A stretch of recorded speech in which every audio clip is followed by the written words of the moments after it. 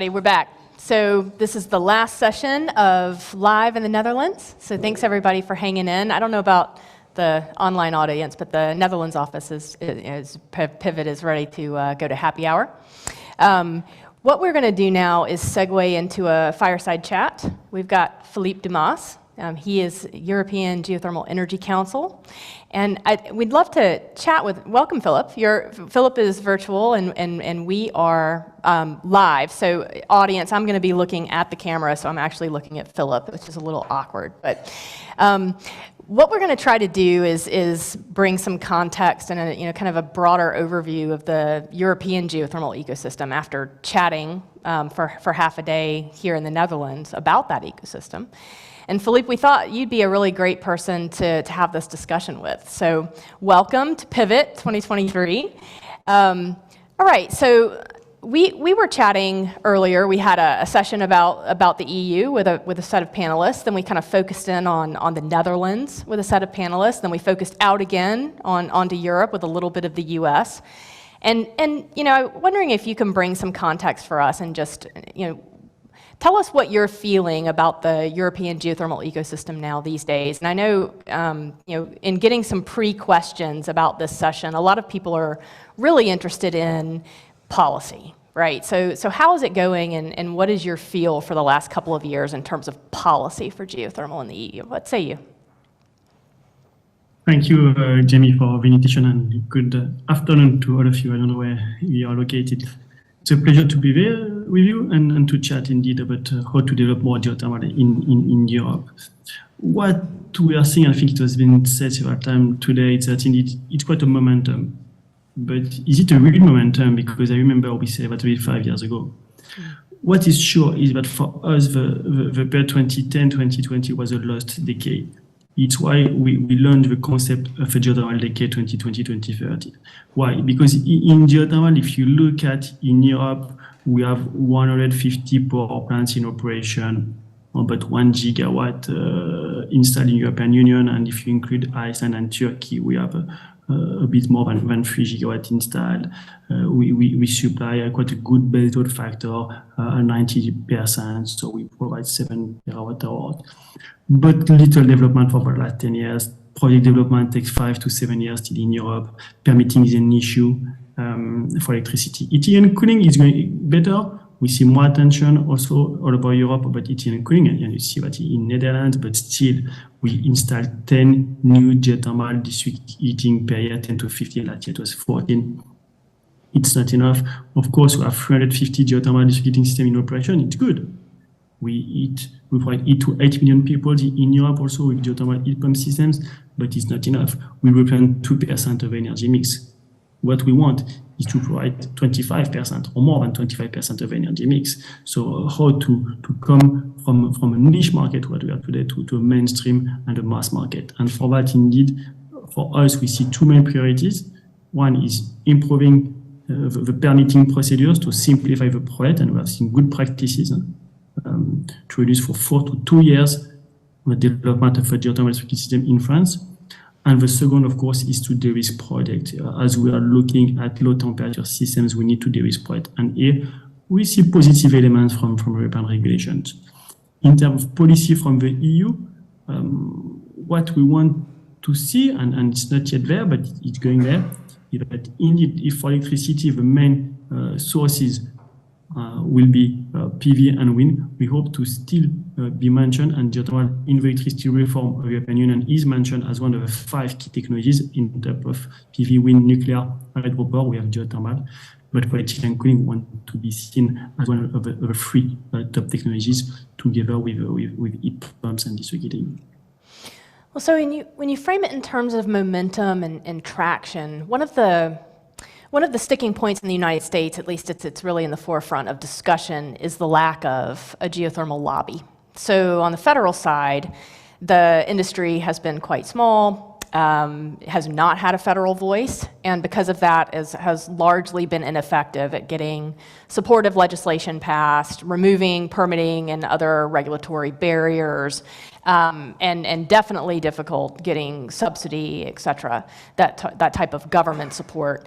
Do you see that same Do you see that same dynamic here in the EU, or is there momentum toward a more vocal geothermal lobby? And if the answer is yes, who is this coalition of people in the EU? The picture is different country per country and at overall European Union scale. So at European level, our lobbying could be more efficient, but still I consider that looking at the size we are, 2% of energy mix, we are much more powerful and much more representative. We have good achievements in policy recently. For example, in the recent reform of the European Union, for the Net Zero Industrial Act, so the answer to the American Inflation Reduction Act, there's 8 strategic technologies, and geothermal is one of the 8 technologies. So it's a great recognition at European level. Funding also, we see also good funding from European level. Country per country, the picture is completely different. In some countries, indeed, we see good lobbying, we see good progress. When you see that in France, they have succeeded in July to receive 200 million euros for de-risking instrument. It's quite good. In Hungary, they are about to receive 100 million for de-risking instruments. So in some countries, we see that happening, but not all over Europe. Of course, when you see some countries with a large potential like Italy, and nearly nothing has been done for the last 10 years. Indeed, here we need probably to see other actors to be together. Us being the lobby of the European geothermal industry, what is clear is that lobbying is not only the association, is all the members all together. We have to act, and for sure, what we need, and it was the topic of pivot, is that we need more big players to come. Mm-hmm. What we miss in Europe for also supporting our lobbying is project. We miss project developers. We need more project. When we show that we have 1 to 2 power plants per year and 14 geothermal district heating systems per year and 100,000 geothermal heat pumps is good, but it's not enough to convince politicians that we are a game changer in the energy mix. One of the things that's happened over the past 18 months or so in the United States is that, policy making for geothermal has actually shifted, at least the very progressive policy making in the United States has shifted from the federal government to the states. And we've seen some really big leaps forward in that regard, many of them being driven by the oil and gas industry. So the example I'm thinking of now is the Texas Geothermal Energy Alliance, which was non-existent 18 months ago, and is now a fully supported advocacy organization in the state of Texas that passed a completely successful legislative agenda that was signed by the governor and supported by the oil and gas industry. And that came to be an incredibly fast time. It went from 0 to fully passed legislative agenda in less than 2 years. Could an approach like that, one thing I'd like to ask, I'm really interested in, is the level of oil and gas engagement in geothermal in the EU, in particular from a policy perspective and a lobbying perspective, because it's a moneyed industry. But also what you think about shifting policy focus to a more local approach, as is happening in the United States. What do you think? For sure. If we want anyway to have the energy transition done, it will be done mainly at local level. We have to convince people, we have to engage with people, and it was the topic today. For the heat transition, it's not only to decarbonize the heating, it's to supply heating to local people. And it's why the shift we see clearly in the European Union for 2 years, especially after the invasion of Ukraine, is that sustainability is one topic, but it's not anymore the main topic. The main topic is local security of energy supply. And here we want to be seen as geothermal as one of the solutions for this local security of supply. So of course we have to engage with local decision makers, with local communities. And I would say it's quite positive, the development we see in terms of development of a business model for geothermal heating and cooling supply into cities. We were used to have 2 traditional business models to supply heating and cooling with our public-private partnership, quite simplified, or to have local energy companies. But no, we are just doing a monitoring of this model. We have map, I think, more than 10 different business models on how to supply heating, how to supply cooling, how to provide also thermal underground storage to the community, to also balance at local level the grid and to supply affordable heat. Because what is the topic also, what I don't know if it has been mentioned today, but in Europe, in a mature market, we are able to compete with gas. In the heating market. So it's also something to say that we don't only supply a clean heating and cooling, which is local, we also are able to be competitive on the market. So that I think it's the important element to say. After, what is a bit parallel to the US is that indeed, if you look at the European Union, it's a bit also federal with different level of decision making. Of course, the decision and the engagement of local makers is important, but you need to have the leaders at national and European level to give the vision and to give the signal to the big companies to invest. And what we see that indeed the oil and gas sector for the last 2 to 3 years is much more engaged. I would say not only the service companies, which were traditionally involved in geothermal, but also the oil companies. And what is still the question mark is that what will be their business model to not be in geothermal for a niche market, but for a mass market. And still here, I think from the different players, there are still a question mark for them. Yeah, I got a question in from the audience, and I think it makes sense that we can just take these as they come a little bit and add them into our discussion so we can kind of make it free-flowing. And the question is about the Green Deal and Repower EU. So it looks like the question is focused on the absence of geothermal in major reports and policy statements and major legislative agendas within the EU. And why that is, and why we're not able to create more movement in that way. What is your opinion in that regard? Why is geothermal missing from these major statements? The first answer is because if you look at the policy of the European Union immediately after the invasion of Ukraine was 100% focused on electricity. And electricity, geothermal is not recognized as a game changer, as a solution to replace Russian gas for the poor market. So it was the first element. But soon after, and especially in winter time, when the energy crisis became a heat crisis, we see much more attention to geothermal. And of course, the first answer was to simplify it with a heat pump action plan, what the Commission is about to launch. But in the heat pump action plan, if we look at today in the market, geothermal will have a large share, because we will not only look at individual buildings where maybe we are less competitive than other heat pumps, like air source heat pump, but for commercial buildings, for tertiary sectors, for also industry, we have a big play there. So indeed, sometimes we can be frustrated to not see geothermal enough presented in big policies, in big policy messaging. But us, what we consider also important is to have beyond just the policy, to have the right regulations, the right instrument.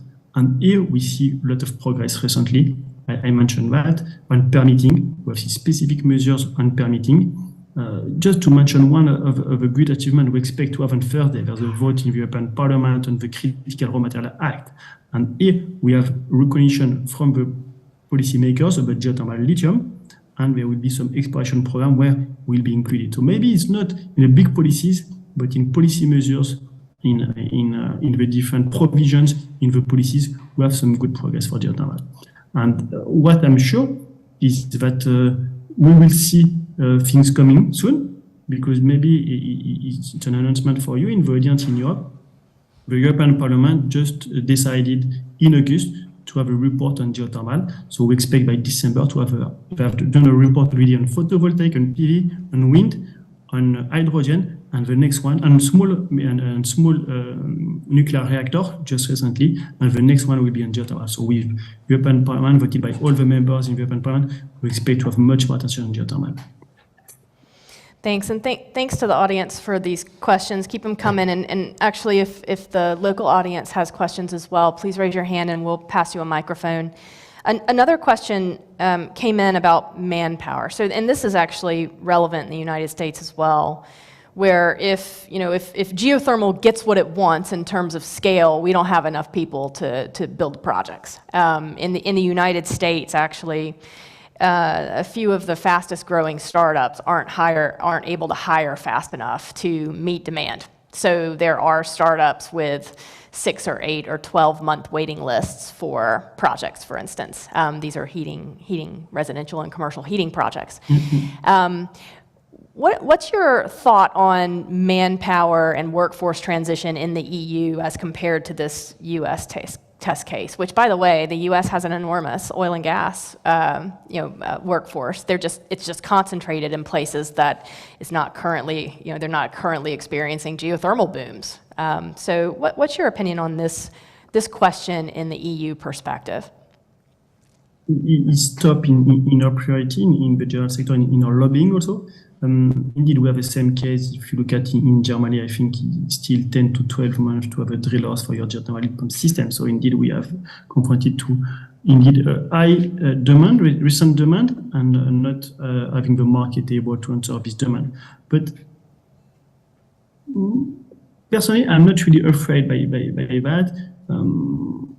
It's a transition. We are transiting, we hope, from a niche market to a growing market, not yet a mass market, but to a growing market. For example, just to give some pictures, especially on geothermal heat pumps. And when I say geothermal heat pumps, it's not to simplify individual buildings. We can speak about large buildings also, district heating, low medium temperature district heating, 1 to 2 kilometers, 4 megawatt heat pumps. So let's look at the big picture of all kinds of heat pumps. We have installed for nearly 10 years, 100,000 units per year. What we are about to see is to double or triple this figure in 2023. Okay? So it's quite relative because the objective is to go to the million per year in the short term. Of course, skills, but I think the workforce, if you add some upskilling of the people from other sectors, some reskilling of the people from other sectors, and of course, always some education from the different centers, we will see that happening. What we need is a strategy, and it's what we are calling is to have an industrial strategy. Because you mentioned the workforce, we can also mention the equipment. We see some tension for the drilling equipment in Europe. We have seen some tensions, for example, for the casing, etc., etc. So the heat pumps also was under tension last year. So it's not only the workforce; it's also the equipment, the manufacturing industry has to be that. And for that, we need a strategy. We need a strategy. We need a clear plan. We need a target for 2030, 2040, so mid-term, long-term target to have security for the investors. But indeed, we are very several ideas to have some academy to be developed all over Europe. We have some training programs, but I'm quite sure if you have a market, there will be the answer from the industry. Mm-hmm. So we've had some spicy questions actually coming from the U.S. audience, and maybe we can actually ask this one in this session. We didn't have time for it in one of the others, but it keeps coming up. And the question is, what does the geothermal industry in the EU need to do to educate and engage European society on misunderstandings or false conceptions about geothermal? So the examples they've given here are seismicity, hydraulic fracturing, and not in my backyard. So anti-development sentiment in communities. As you've been in the industry for decades. What do you think about this, and how has this changed over time in your view? So us, we play on different channels.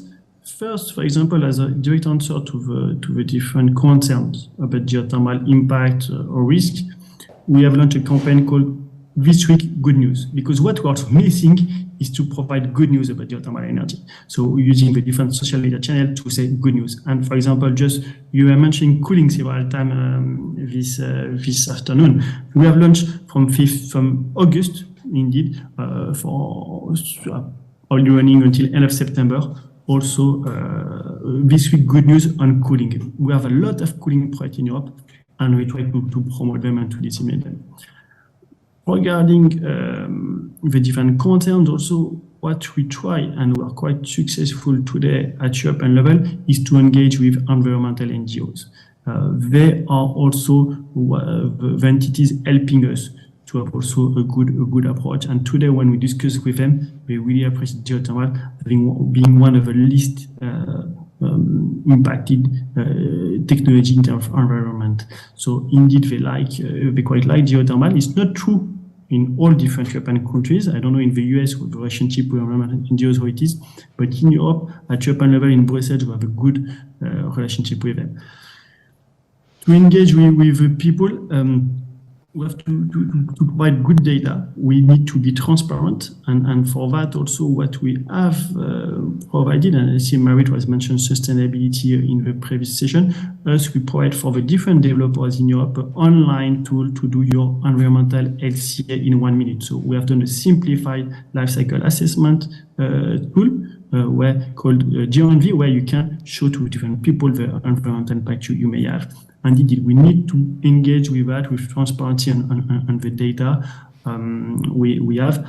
And at the end, what is the topic is not that the people are concerned about the impact. It's more they are ignorant about geothermal energy.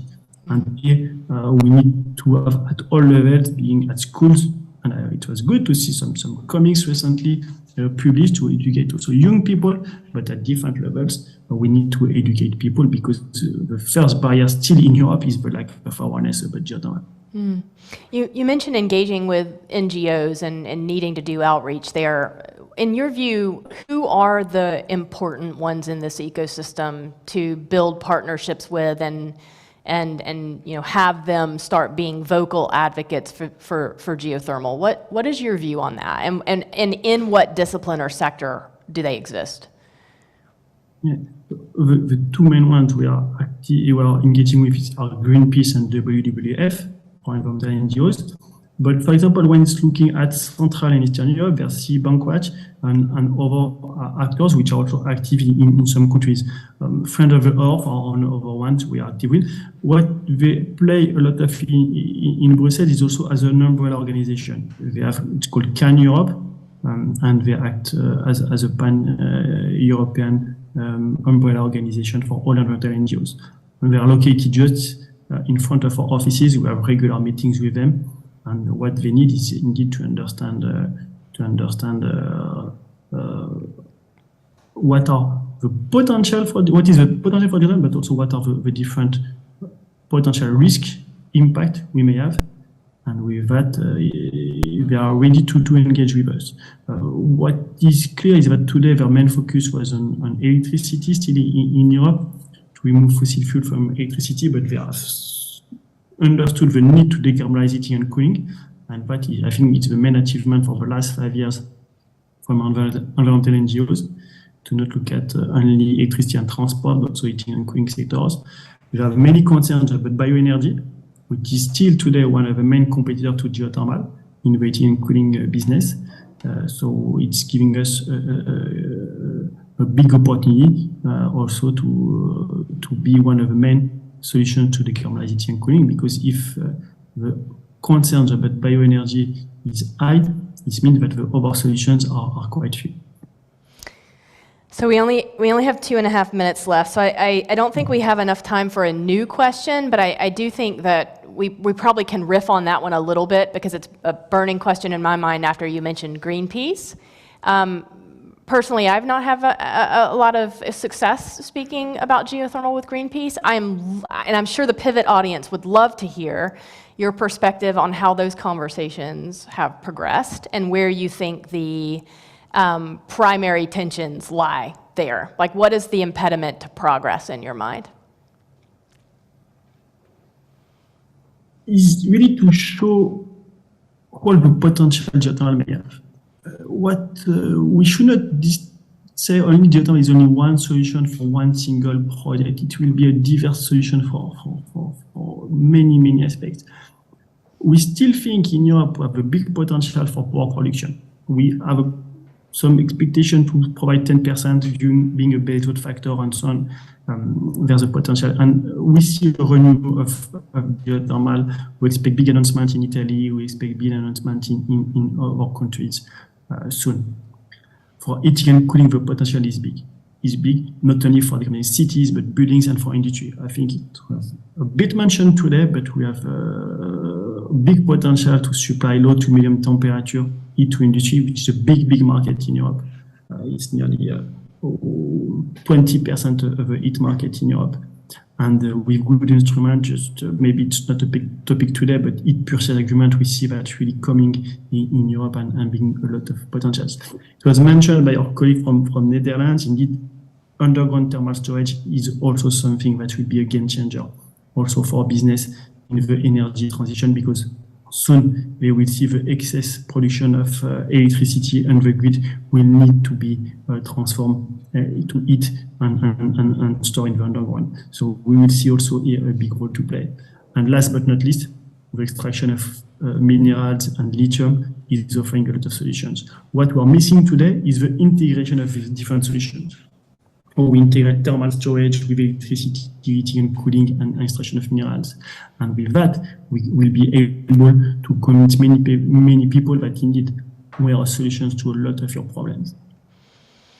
All right, Philippe, you are in the position of closing out our Netherlands live session and opening our virtual session. So the US and other parts of the world have just started Pivot, and they've got the rest of the day to go. So what do you think, and just kind of lay the quick vision of where you think we can be if everything, if people really run this sprint and geothermal achieves what it can between now and the end of this decade, so by 2030, what is that vision? What does success look like in the EU for geothermal? What I would say, I will continue to dream and to believe on the vision we adopted 10 years ago. More or less, the vision we had, it was 2010, 2020, we create the industry. And indeed, we have seen new players by 2020 coming to the market. The industry is not yet as professional as may have in comparison to other sectors, but it's coming. But this decade is the decade of the deployment. And after, the next decade will be the mass market. But for this decade, 2020, 2030, we need to deploy everywhere in Europe. We have a potential to develop projects in all European countries, and we need really to replicate best practices all over Europe. So with that, we will indeed increase the power of industry. We will have more workforce, we will have more projects, and with that, we will demonstrate that we can be a game changer to the energy transition. And I'm quite optimistic when I see the number of projects in the pipe, the number of wells to be drilled in 2023. It will be an exponential growth comparison to 2022. So the signal is there. We are at the start of the decade. 2030, we still have some years before to achieve. But I'm quite positive, and I see also from policies good signals, from the financing in sector also some good signals, and what we can just hope is that indeed the commitment and the target given to geothermal by 2030 are ambitious enough to allow us to invest and to develop projects. Philippe Dumas, thank you very much for joining us at Pivot 2023. It's been a pleasure having you. So we'll say adieu to you. For our Netherlands folks, give an applause to Philippe. Thank you very much for joining us. For our virtual audience, hold tight. We'll have a break, and then we'll start the virtual day of Pivot. For our Netherlands audience, you have a happy hour waiting for you about 10 feet away. Thank you very much for everybody that's joined us locally. This has been really fun to actually see people face to face. Thank you to the Energy Cave for hosting Pivot this year. It's an amazing facility and very cool. Have fun at Pivot, everybody, for the rest of the day, and we'll see you in Aberdeen on Wednesday. Thank you.